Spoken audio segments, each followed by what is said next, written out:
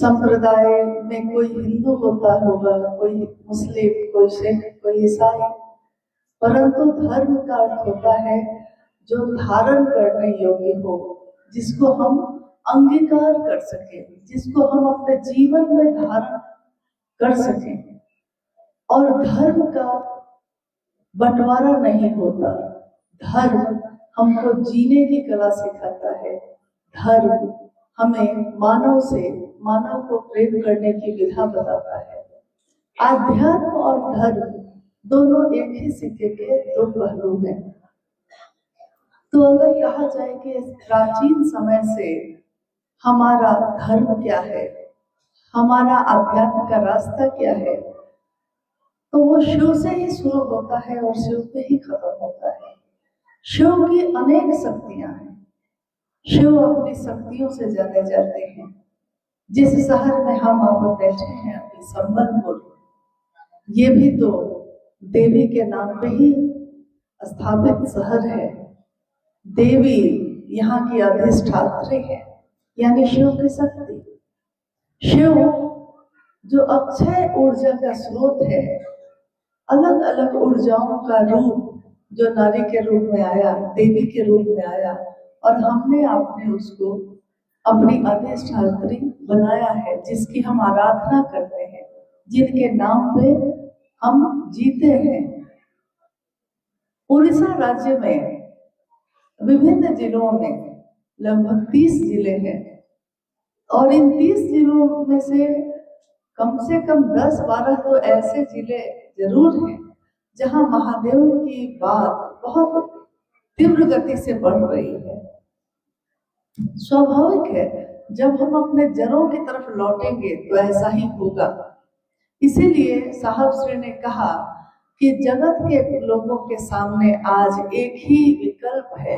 एक विकल्प का अर्थ होता है एक ही चीज अब बची है, अब बांटने को कुछ नहीं बचा। भगवान शिव ने इंसान पैदा किया, भगवान शिव की इच्छा से ये सृष्टि बनी, भगवान शिव की इच्छा से कितनी रचनाएं हुई, जल में, थल में, नभ में, यानी पानी में, धरती पे और आकाश में कितनी रचना है। अगर हम सोचे कि हम बहुत ज्ञानी हैं, तो आइए जरा इस पे बात करते हैं। अगर कहा जाए, किसी भी विद्वान से विद्वान आदमी से पूछा जाए कि बताइए कि जल में, पानी में कितने तरह के जीव रहते हैं, तो कुछ ही बता पाएगा। सारे जीव जंतुओं को कोई नहीं जान सकता। जब हम कहते हैं धरती पे रहने वाले कितने जीव जंतु हैं, कितनी रचना है शिव की, तो हम कुछ रचना को जानते हैं। अगर यहाँ पे हाथी मिलता है तो कहीं और पे गैंडा मिलता है, कहीं पे मोर और खरगोश मिलते हैं तो कहीं पे चीता भी मिलता है, परंतु सारे जीव जंतु एक ही जगह पे देखने को मिलेंगे ऐसा नहीं होगा। यानी हम धरती की रचनाओं को भी सब का सब नहीं जानते। आकाश में अगर हम कहें कि सिर्फ चिड़ियों की प्रजाति बता दीजिए कितनी है, कोई विद्वान से विद्वान आदमी हर चिड़िया के बारे में नहीं जानता, क्योंकि यहाँ जो चिड़िया है उसकी अलग प्रजाति है, साइबेरिया में जो पंछी है उसकी अलग प्रजाति है। तो जब हम अपनी आंखों से जिन चीजों को देखते हैं उसके बारे में पूरा का पूरा नहीं जानते, तो सूक्ष्म सूक्ष्म शिव को पूरा का पूरा कैसे जानेंगे। आज इस बैठक का उद्देश्य भी यही है। हालांकि आप थोड़ा कष्ट में आ गए हैं, परंतु हम लोग सब कोई विभिन्न जगहों से विपरीत परिस्थिति में आकर यहाँ बैठे हैं आज। क्योंकि सुबह मुझको पता चला कि बहुत सारी ट्रेन लेट हो गई, कुछ ट्रेन कैंसिल हो गई। घटनाएं कह के नहीं आती, कभी भी आ सकती हैं, परंतु विपरीत स्थिति में भी अपना रास्ता तय करने वाले को ही दुनिया जानती है। क्योंकि अनुकूल है धारा, अनुकूल है अगर पानी का प्रवाह, और तब आपने नाव चला लिया तो कोई बड़ी बात नहीं है। परंतु प्रतिकूल है धारा, कुछ भी आपके अनुकूल नहीं हो रहा, तब भी आपने नाव को घेर लिया, नाव को चला लिया है, उस पार पहुंचा दिया किसी को, तो नाविक की कुशलता उसी से मानी जाती है। कुशल नाविक कौन है? जिसमें ये ताकत हो, जिसमें ये गुण हो कि वो प्रतिकूल स्थिति में भी अपनी नाव को चला लेगा। तो हमारे जीवन में हर दिन इस तरह की बात आती है। तो हम सोचते कुछ और है, होता कुछ और है। हम चाहते कुछ और है, होता कुछ और है। हम सारी व्यवस्था करके सोचते हैं कि अब कुछ भी गलत नहीं होगा, लेकिन अगले ही दिन कुछ ना कुछ गलत हो जाता है। यानी हमारा सोचा हुआ कुछ भी नहीं होता। इसलिए आइए, जब हमारा सोचा हुआ कुछ ना हो, तो आइए हम लोग सब महादेव के सोचे हुए काम में अपनी सोच को मिलाएं। महादेव का काम क्या है? ये शिव गुरु की चर्चा आज वैसा ही नहीं, भारत के लगभग सभी राज्यों में तीव्र गति से लोग कर रहे हैं। शिव की चर्चा क्या है? शिव को गुरु मानने की ये परंपरा कब से चल रही है? हम शिव कैसे से कम हो सकते हैं, कैसे हो सकते हैं, और क्या करना होगा हमको इसके लिए? हम जो करेंगे उसका परिणाम क्या होगा? इस विषय पे हम लोग बात करते हैं। अनजाने आरंभ से, न जाने कब से, जब से देश का इतिहास है, विश्व का, भारत का इतिहास है, इतिहास बताता है। क्योंकि अभी थोड़ी देर पहले हम लोगों ने इस पे बात की कि ये संबलपुर शहर भी देवी के नाम पे स्थित है। लेकिन सोचिए, देवी के मंदिर की स्थापना कब हुई है? आज हुई है। स्थापना तो 833 ईसा पूर्व पहले हुई है। सोचिए कितना प्राचीन मंदिर है। उस समय किसने बनाया होगा? ये किसके लिए बनाया होगा? क्या जिसने बनाया होगा वो आज भी पूजा कर रहा है उसमें? नहीं, क्योंकि जिसके मन में ये भाव उमड़ा, जिसने उस देवी से अपना संपर्क किया, उसने उस मंदिर की स्थापना की। परंतु आने वाले इतने वर्षों के बाद भी आज भी हम उस देवी से मिलते हैं, हम उनका दर्शन करने जाते हैं। इस कालखंड में शिव के शिष्य साहब हरितानंद जी ने शिव के गुरु स्वरूप से जुड़ने का आवाहन किया। क्या महादेव पहले नहीं थे? तो महादेव तो पहले थे, हजारों साल से महादेव हैं, लेकिन मेरे और आपके नाम हुए। हजारों साल से जब से शिव है, सृष्टि से पहले से शिव है, तभी ना शिव की इच्छा से ये सृष्टि बनी। जो पहले से है उसने इच्छा की और ये दुनिया बनी। तो जिसकी इच्छा में इतना बल है कि वो इच्छा करता है और सृष्टि सृष्ट हो जाती है, उस महादेव के बल का, उस ऊर्जा का आकलन हम और आप नहीं कर सकते। जब हम नर लोक, नारी, नाग लोक और आकाश लोक की गणना नहीं कर सकते, तो हम उस सबको बनाने वाले की गणना कैसे कर सकते हैं? महादेव गुरु कैसे होते हैं? महादेव गुरु का काम कैसे करते हैं? तो गुरु की 3 श्रेणियां मानी गई हैं। गुरु, सदगुरु, जगत गुरु। गुरु, सदगुरु, जगत गुरु। जैसे अगर हमारा बच्चा स्कूल में पढ़ने जाता है, तो स्कूल है, स्कूल की भी 3 श्रेणियां बनाई गई हैं। एक है प्राथमिक विद्यालय, एक है माध्यमिक विद्यालय, एक है उच्च विद्यालय। यानी शुरुआत जहां से करते हैं हम, अब कुछ दूरी तक प्राथमिक है। तो अगर आध्यात्म की धरती पे हम देखें, आध्यात्म के गुरु के रूप में देखें, तो उसमें शरीरधारी गुरु हैं, परंतु गुरु की श्रेणी प्राथमिक विद्यालय जैसी ही है। यानी वो कुछ दूर तक हमको लेकर जा सकते हैं, अपनी वाणी से, अपने स्पर्श से, अपने पास बिठाकर, मंत्रों का जप करके या आवेश पैदा करके, जैसे कर सके। सदगुरु श्रेणी के जो होते हैं वो अब हो गए उससे ऊपर के, यानी उनको इन चीजों की जरूरत नहीं पड़ेगी कि हमको शिव का आवेश पैदा करने के लिए उनको हम मेरे पास बैठाना होगा या अपने वाणी से या छूकर, मस्तक को छूकर शिव का आवेश पैदा करना होगा, ऐसा नहीं होगा, जरूरत नहीं है, क्योंकि वो इन सब से थोड़ा ऊपर के गुरु है। सदगुरु, सदगुरु श्रेणी के लोग मात्र अपनी दया से शिव का आवेश पैदा कर सकते हैं, परंतु एक न एक बंधन, एक न एक संकीर्णता वहां भी रहेगी, क्योंकि शरीर में है। ये शरीर बंधनों से बना है, 5 तत्वों से और 3 गुणों से बना है।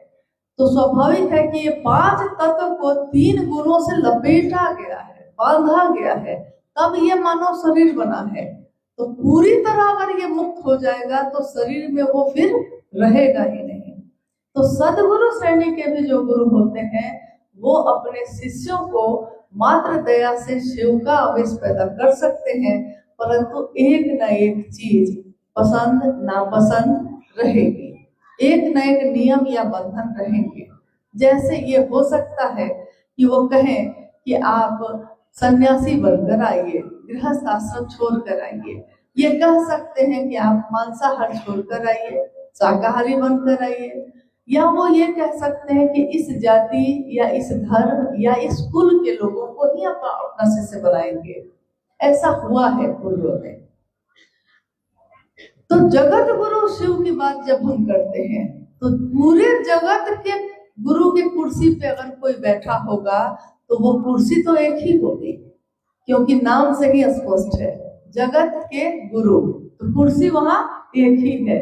पहाड़ है, पहाड़ पे चढ़ने के लिए आप किधर से भी चढ़ सकते हैं, परंतु जब उसकी चोटी पे पहुंचते हैं तो चोटी उसकी, शिखर उसका एक ही होता है। जगत गुरु शिव गुरु का काम करते हैं। तो क्या ये पहले से था? हाँ, ये पहले से था। हमारे शास्त्रों ने ये लिखा है कि गुरु, तीनों लोकों के गुरु कौन है? तुम त्रिभुवन गुरु वेद बखाना। आप नर नाग और मृत्य तीनों लोगों के जो आप गुरु हैं, तीनों लोकों के गुरु हैं, इसका बखान हो रहा है। संभवे गुरुवे नमः। आप शंभु गुरु के रूप में हैं, इसलिए आपको हम नमन करते हैं। ये भी पहले से होता आया है। जगत गुरु शिव, जब हम अपने दुनिया में आते हैं तो लोग कहते हैं हमसे कि हम महादेव को गुरु क्यों बनाएं? महादेव को गुरु बनाने की पात्रता मेरी नहीं है, तो हम किसी शरीरधारी गुरु को ही क्यों नहीं बनाएं? हम महादेव को गुरु क्यों बनाएं? लेकिन साहब श्री ने कहा कि जगत गुरु शिव, उनको भी अगर कोई अपना शिष्य भाव देता है, शिष्य बनता है, तो जगत गुरु शिव ही प्रारंभिक समय में गुरु की कुर्सी पे बैठे हमको, आपको वाणी से, स्पर्श से, यानी शिव की चर्चा में हम लोग क्या करते हैं? कोई ना कोई गुरु भाई या गुरु बहन हमारे आसपास आके बैठता है, बोलता है, तो बोला तो वाणी से बोला, उसकी वाणी ने मुझ पे प्रभाव डाला है। कोई छूकर, यानी प्रणाम पाती करके, बैठाकर, आदर सम्मान के साथ अपने पास बिठाकर, उपासना यानी अपने पास बिठाकर मंत्रों का जप करके। तीसरे सूत्र में हम क्या करते हैं? मंत्र का ही जप करते हैं। शिव के नाम का मंत्र है नमः शिवाय। नमः शिवाय मंत्र से शिव को प्रणाम करते हैं, तो मंत्रों का जप भी कर रहे हैं। यानी गुरु जो काम करते हैं, जगत गुरु शिव शुरुआत जब करते हैं तो अपने शिष्य के मानसिक स्तर पर उतर कर और तब ज्ञान देने की जिम्मेदारी वहन करते हैं। कोई बीए पास है, लेकिन अगर पहला क्लास का बच्चा आएगा पढ़ने तो उसको वो अ आ क ख ग यही पढ़ाएगा। वो बीए पास है, परंतु बच्चा तो बीए पास नहीं है। बच्चा आपके द्वारा इतना ही सीख सकेगा कि लकीर कैसे खींची जाती है। तो जगत गुरु शिव भी जब गुरु की कुर्सी पर बैठे होंगे और हम शिष्य बनकर उनको पुकारते हैं, वो जगत गुरु शिव कौन है? ये जगत गुरु शिव, उनके विभिन्न स्वरूप हैं और ऐसे ऐसे स्वरूप हैं जिसका सामना हम नहीं कर सकते। जिनसे मिलने का हम सोच भी नहीं सकते, इतनी ऊपर की सत्ता है। महाकाल एकमात्र महादेव को कहा गया। महाकाल अघोर, यानी जो तरंगे जहां नहीं हो, अघोर है जो घोर नहीं होता। काल को भी जिससे डर लगता है महाकाल है वो। तो महाकाल सत्ता भी एक ही है महादेव की। महामृत्युंजय एक ही है, जो जीवन और मृत्यु के चक्र से हमको निकाल सकते हैं महामृत्युंजय के रूप में, वो शिव है। महाऔढ़ेश्वर, महायोगेश्वर, यानी महा शब्द जहां जहां लगा है वो सिर्फ शिव के लिए ही प्रयोग किया गया है। तो महागुरु महादेव, गुरुओं के गुरु भी वही है, सदगुरुओं के गुरु भी वही है। यहाँ तक कि देवताओं के गुरु हुए शुक्राचार्य, देवताओं के गुरु हुए बृहस्पति, तो बृहस्पति के गुरु भी हुए शिव। राक्षसों के गुरु हुए शुक्राचार्य, तो शुक्राचार्य के गुरु हुए शिव। देखिए, गुरुओं के भी गुरु कौन है? शिव है।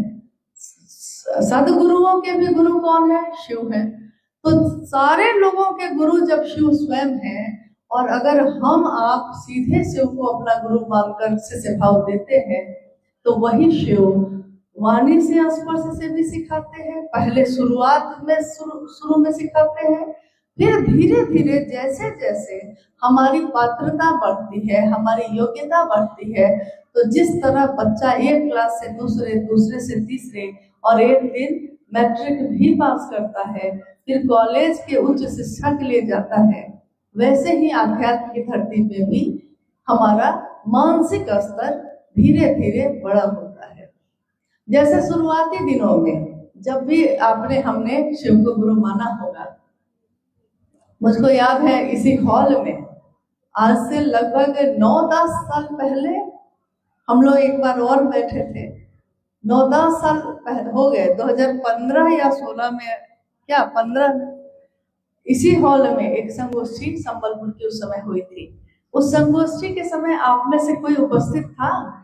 आज है उसमें से कोई जो आज से लगभग 10 साल पहले इसी हॉल में? हाँ था, ये है मदन जी हैं, और कोई इधर है, मतलब 5-10 लोग होंगे। गुणसागर जी हैं, हाँ ठीक है, रामू जी हैं, इधर भी रत्ना जी हैं, विकास जी हैं, सब हैं, बहुत से बहुत 10 लोग होंगे। हाँ, पीछे भी एक गुरुवान हाथ उठा रही हैं, 10 नहीं 15 होंगे। 10 साल पहले इसी हॉल में एक संगोष्ठी में हम लोग मिले, और आज 10 साल बाद भी हम लोग इसी, संजोग ऐसा बना है कि इसी हॉल में फिर से बैठे हैं। उस समय की स्थिति और थी, आज की स्थिति और है। तो इन 10 वर्षों में हमारा बच्चा बड़ा हो गया, जवान हो गया, तो शिव शिष्यता भी जवान हुई होगी, क्योंकि शिव शिष्यता तो दिल का मामला है। ये भी बड़ा हुआ होगा, युवा हुआ होगा, इसकी गति भी बढ़ी होगी।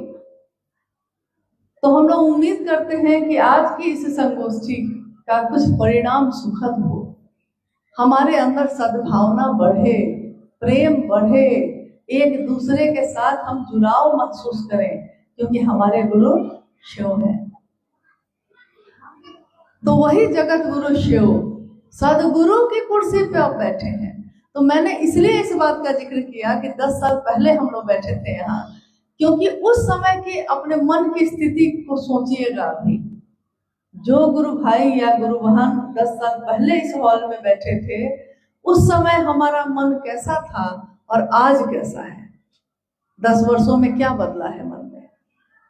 उस समय जरूर आपके मन की ये स्थिति होगी कि हर आदमी की समीक्षा आपने की होगी। आपने सोचा होगा कि ये आदमी अच्छा है, ये आदमी बुरा है, इसके साथ चलेंगे, इसके साथ नहीं चलेंगे, हम इसकी चर्चा में जाएंगे, इसकी चर्चा में नहीं जाएंगे। हो सकता है उस समय हमने आपने यही सोचा होगा।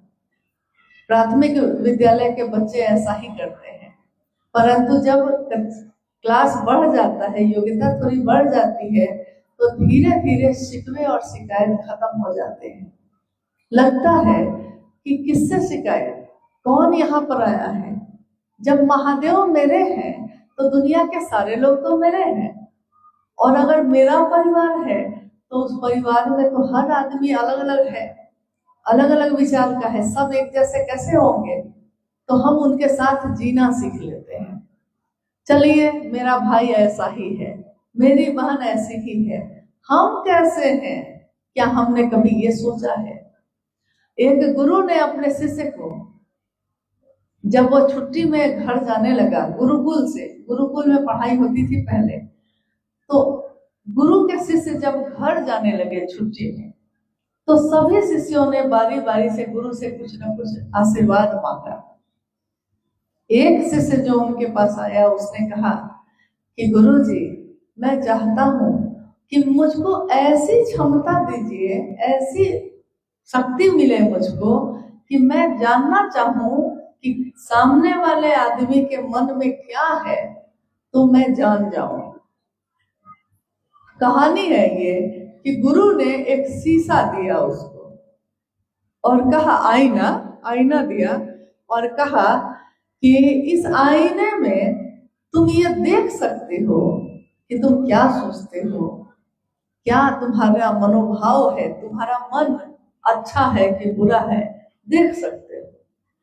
आईना लेकर वो चल दिया और चलते चलते उसने आईना को घुमाया पहले गुरु जी की तरफ ही। देखिए मन कैसा है, अपने गुरु की तरफ ही घुमाया, देखा कि गुरु के मन में भी थोड़ी सी खोट है, तो अब चला, समझ गया कि अच्छा ये ताकत मुझको मिल गई। रास्ते भर उसने कितने लोगों के चेहरे की तरफ आईना घुमाया कि सबके बारे में मैं जान लूं। घर गया, जितने दिन घर रहा तब भी यही काम करता रहा कि हमको सबके बारे में जानना है, कौन अच्छा है कौन बुरा। फिर घर से छुट्टी के बाद लौटा तो उसने कहा, गुरुजी आ गया मैं। गुरु ने पूछा कि जाते जाते तुमने एक आईना लिया था मुझसे, उसका प्रयोग किया, जान पाए, कुछ ज्ञान हुआ?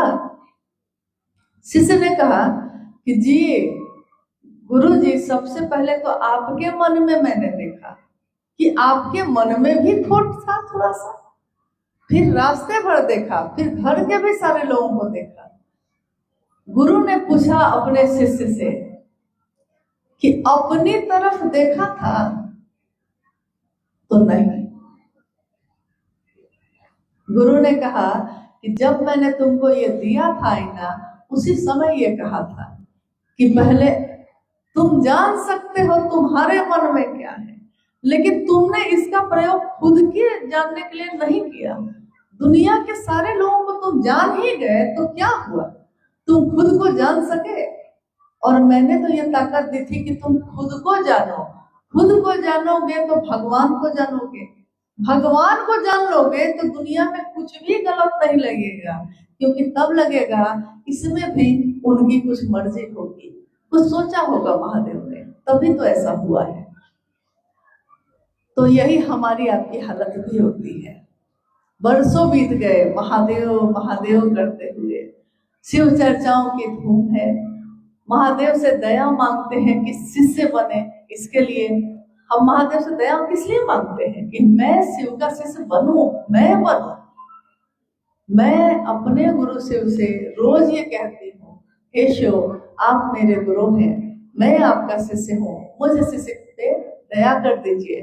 रोज जो कहते हैं मुझे शिष्य पर दया करिए, तो बनना क्या है? पहले खुद शिव का शिष्य बनना है, और तब खुद शिव का शिष्य बनकर दूसरों को शिव का शिष्य बनने के लिए प्रेरित करना है।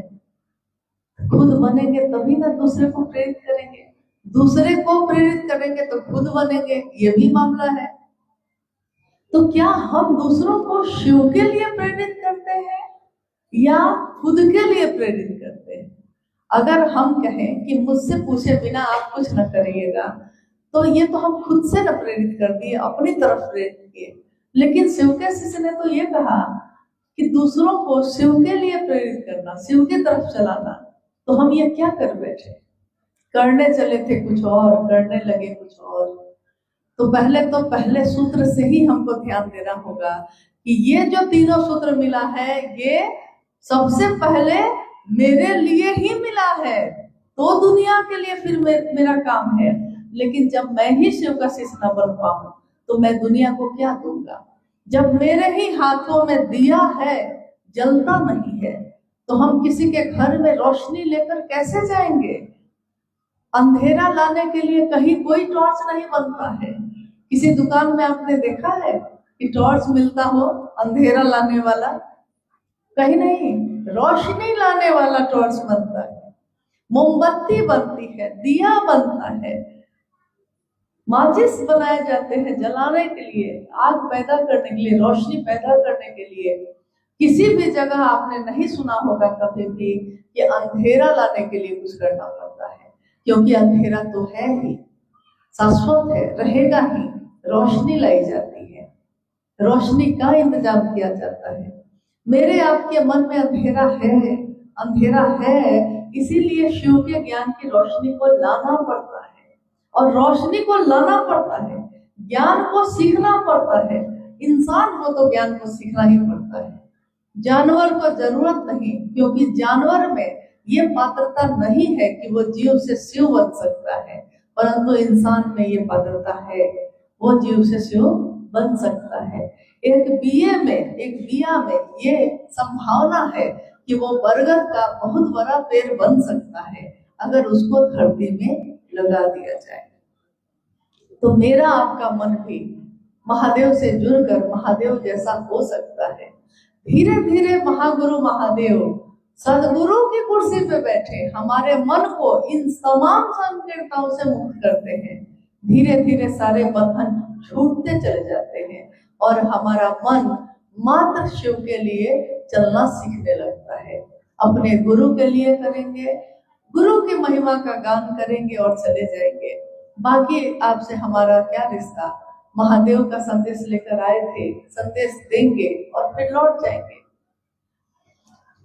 जगत गुरु शिव की कुर्सी पर बैठे शिव अब सीधे अपने लिए आवेश पैदा करते हैं, और जब शिव के लिए आवेश पैदा होता है तब हम दुनिया को शिव की तरफ से देखते हैं। मान लीजिए अभी महादेव यहाँ उतर जाए और बोले कि मेरी तरफ से सारे लोगों को देखो, महादेव की तरफ से देखना है अब आपको, तो बताइए किससे गुस्सा होइएगा, किससे नफरत कर सकिएगा? नहीं कर सकिएगा। महादेव की तरफ से देखने वाला सबको गले से लगाता है। सांप अपना डसन नहीं छोड़ता, लेकिन महादेव उसको अपने गले से लगाना नहीं छोड़ते। चंद्रमा कलंकित होता है, महादेव उसको अपने माथे पे शोभायमान करते हैं। तो हमारे गुरु शिव जब ये कर सकते हैं, हम शिव के शिष्य ये क्यों नहीं कर सकते? किस बात की तकरार होती है हर कुछ दिन पे कुछ ना कुछ। लेकिन महादेव की बात करने वाले के साथ ऐसा नहीं हो सकता। हो सकता है दुनिया में कुछ लोग आपको गलत समझ सकते हैं, क्योंकि हर चीज के दो पहलू होते हैं। जो जहां से खड़ा होके देखता है, मान लीजिए हम लोग यहाँ बैठे हैं, तो जो सामने से जो देख रहे हैं जो लोग, उनको जिस तरह का दिख रहा है चेहरा, क्या दाहिनी तरफ बैठे लोगों को भी वैसा ही दिख रहा है? इधर से तिरछा दिखेगा, इधर से सामने से सीधा दिखेगा, इधर से भी तिरछा दिखेगा। तो शिव की सत्ता पे प्रश्न नहीं है, हम देखते किस तरफ से हैं। महादेव के गुरु स्वरूप को हमको साहब हरितानंद जी के तरफ से देखना होगा। शिव के शिष्य का संदेश है, तो जिसका संदेश है उसी की तरफ से ना देखना होगा। महादेव के शिष्य की तरफ से देखिएगा तो साहब ने हमेशा ये कहा कि मुझसे कहाँ किसी को शिकायत होती है, क्योंकि मेरा कोई पार्टी नहीं है, मैं महादेव का पार्टी का हूँ। तो महादेव का पार्टी का जो होगा उस सबका पार्टी का होगा, वो सबके साथ दिखेगा, उसको कोई दिक्कत नहीं। किस बात का शिकवा, किस बात का दुख? ये मोहब्बत का रास्ता है, प्रेम का रास्ता है। इस रास्ते पे चलने के लिए हमको एक दूसरे को गले लगाना ही पड़ेगा, कोई दूसरा रास्ता नहीं है। आप किसको छोड़ के चलिएगा? जिसको छोड़िएगा वो अपना ही है। अगर मेरा हाथ ये सड़ गया, मान लीजिए इसको मैंने काट दिया, डॉक्टर ने काट दिया, तो ये जो कटा है ये मेरा ही हाथ था, किसी और का नहीं था। शिव शिष्यों का परिवार आज बढ़ता जा रहा है, लेकिन इस शिव शिष्यता में प्रेम और मोहब्बत की सुगंध हो, शिव की सुगंध हो, यही हमारे साहब और दीदी माँ ने चाहा था। आप में से मुझको लगता है बहुत ऐसे लोग होंगे जो साहब से सशरीर मिले होंगे। आज इस हॉल में जितने लोग उपस्थित हैं उसमें से कितने लोग जब शरीर में रहे हैं साहब तो मिले हैं? आप कितने लोग मिले हैं? अच्छा, इतने लोग मिल लिए हैं, ठीक है। और कितने लोग शरीर में नहीं मिले, शरीर में नहीं मिल सके जो, ठीक, बहुत कम लोग हैं। फिर भी चूंकि यहाँ तो हम लोग एक बैठक में बैठे हैं, लेकिन बाहर शिव चर्चाओं में जो सदस्य आते हैं, गुरु भाई गुरुवान आते हैं, संख्या काफी है उनकी, तो उसमें से असंख्य ऐसे लोग होंगे जिन्होंने सशरीर साहब का दर्शन नहीं किया है। साहब का तो आप में से बहुत लोगों ने कर लिया। अगर अब मैं पूछूं आपसे कि दीदी माँ नीलम आनंद जी का सशरीर दर्शन कितने लोगों ने किया है, तो कितने हाथ उठेंगे? किसी का नहीं उठेगा, क्योंकि उड़ीसा में तो महादेव की बात ही उसके बाद आई है। 17 जून 2005 माँ नीलम आनंद शिवलिंग हुई दिल्ली एम्स में। उस समय पटना में थे हम लोग, और सन 1974 में साहब ने शिव को गुरु बनाया था। साहब और दीदी के बारे में आपने सुना है कि नहीं? साहब और दीदी कौन है? शिव शिष्यता का संदेश लाने वाले ये हैं कौन? 31 अक्टूबर सन 1948 को सिवान जिला है बिहार का, जहां साहब श्री का जन्म हुआ। पलामू एक जिला है झारखंड में, वहां मनातूगढ़ में दीदी नीलम आनंद जी का जन्म 27 जुलाई 1952 को हुआ। आगे कालांतर में 22 मई 1972 को साहब और दीदी का विवाह मनातूगढ़ में हुआ, और आगे उनका जीवन बढ़ता है। अब साहब अपने कानून की पढ़ाई करके बिहार प्रशासनिक सेवा में पदाधिकारी हुए, डिप्टी कलेक्टर बने। फिर उनकी पोस्टिंग होनी शुरू हुई, लेकिन तब तक उन्होंने शिव को अपना गुरु बना लिया था आरा के गंगी शमशान में। सन 1974 और आज 2025 है, कितने साल हो गए? हाँ, 51 साल होने जा रहे हैं। 50 साल तो हो चुके, 51वां शुरू है। 50 साल पहले, 50 साल में एक कितने दशक बीत गए। 50 सालों में उन्होंने कितने लोगों से महादेव की बात की होगी, सोचिए तो जरा। आज पूरे भारत और नेपाल देश में 2 दिन पहले नेपाल से बस भर भर के इतने लोग उपवन में रांची में आए थे। कहाँ है नेपाल? क्यों आए थे? क्या मिल रहा था? परंतु साहब और दीदी का सानिध्य पाया उन्होंने और महादेव की शिष्यता पाई। तो शिव की शिष्यता पाकर क्या मिलता है? एक माँ को अपने पुत्र से पुत्र का भाव लेकर क्या मिलता है? एक भाई को अपने भाई से भाई का भाव लेकर क्या मिलता है? क्या भाई का भाव जो है, दोस्त का भाव जो है, वो भी तो हमको भोजन नहीं देता। भोजन के लिए हमको खुद प्रयास करना पड़ता है। महादेव से जुड़कर हमारे मन को क्या मिलेगा? शिष्य भाव मिलेगा। महादेव हमको क्या देंगे? महादेव क्या हमको हाथ देंगे? हाथ तो देकर उन्होंने पैदा किया है, लेकिन इसी हाथ से अपने जीवन को चलाने की ताकत देंगे।